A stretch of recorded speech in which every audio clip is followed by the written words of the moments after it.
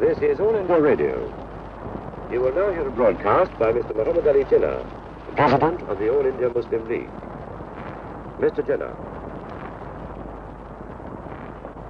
I'm glad that I'm afforded the opportunity to speak to you directly through this radio from Delhi.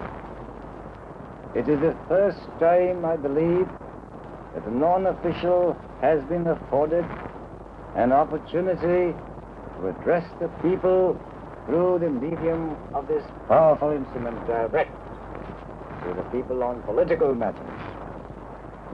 It augurs well, and I hope that in the future I shall have greater facilities to enable me to voice my views and opinions which will reach directly to you, light warm, rather than in the cold print of the newspapers. The statement of His Majesty's government embodying the plan to transfer of power to the peoples of India has already been broadcast and will be released to the press to be published in India and abroad tomorrow morning. It gives the outlines of the plan for us to give it our most earnest consideration. We have examined it fully, calmly, and dispassionately.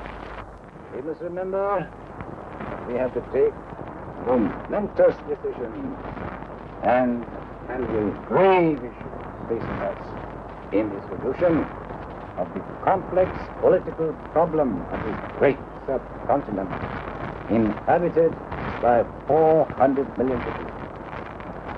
The world has no parallel for the most onerous and difficult task which we have before.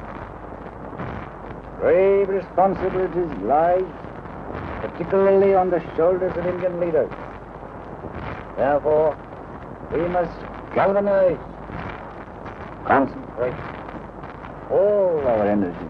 See, the transfer of power is effected in a peaceful and orderly manner. I most earnestly appeal to every community, particularly Muslim India, to maintain peace and order. We must examine the plan, its letter and spirit, and come to our conclusions and take our decisions. I pray to God, at this critical moment, He may guide us and enable us to discharge our responsibilities in a wise and statesmanlike manner, having regard to the sum total of the plan as a whole. It is clear the plan does not meet in some important respects our point of view, and we cannot say or feel that we are satisfied or that we agree with some of the matters dealt with by the plan.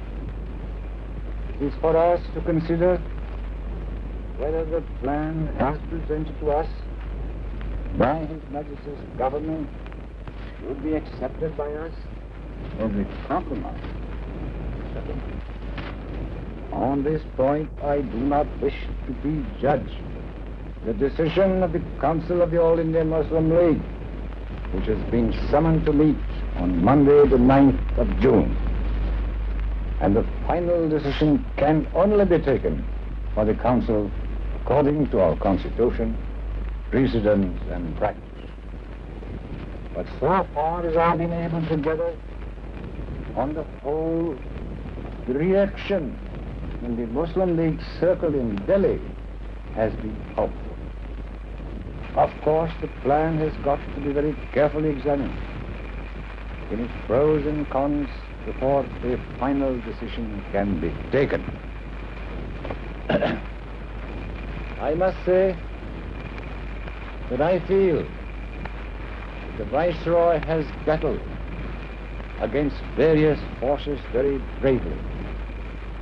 And the impression that he has left on my mind is that he was actuated by high sense of fairness and impartiality.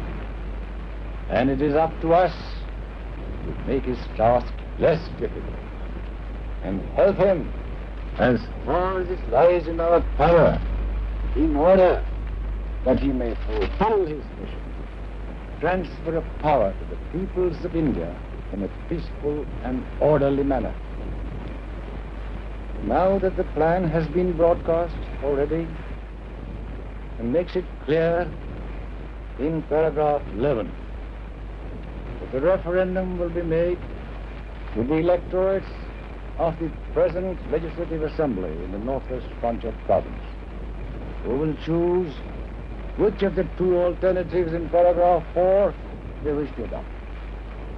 The referendum will be held under the aegis of the Governor General in consultation with the provincial government. Hence, it is clear that the verdict and the mandate of the people of the frontier province will be obtained as to whether they want to join the Pakistan Constituent Assembly or the Hindustan Constituent Assembly. In these circumstances, I request the Provincial Muslim League of the frontier province to withdraw the movement of peaceful civil disobedience which we have proposed to resort to, and call upon all the leaders of the Muslim League and the Muslims generally to organize our people to face this referendum with hope and courage.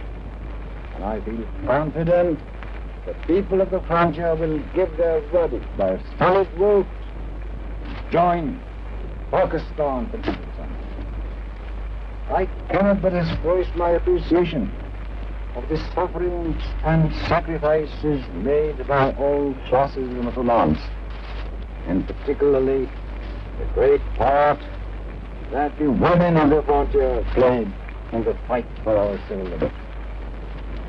Without apportioning blame, this is hardly the moment to do so, I deeply sympathize with all those who have suffered, those who died, and whose properties were subjected to destruction. And I fervently hope the frontier will go through this referendum in a peaceful manner, and it should be the anxiety of everyone to obtain a fair, free, and true verdict of the people of the country. Once more, I most earnestly appeal to all to maintain peace and honor. Pakistan, Zindabad.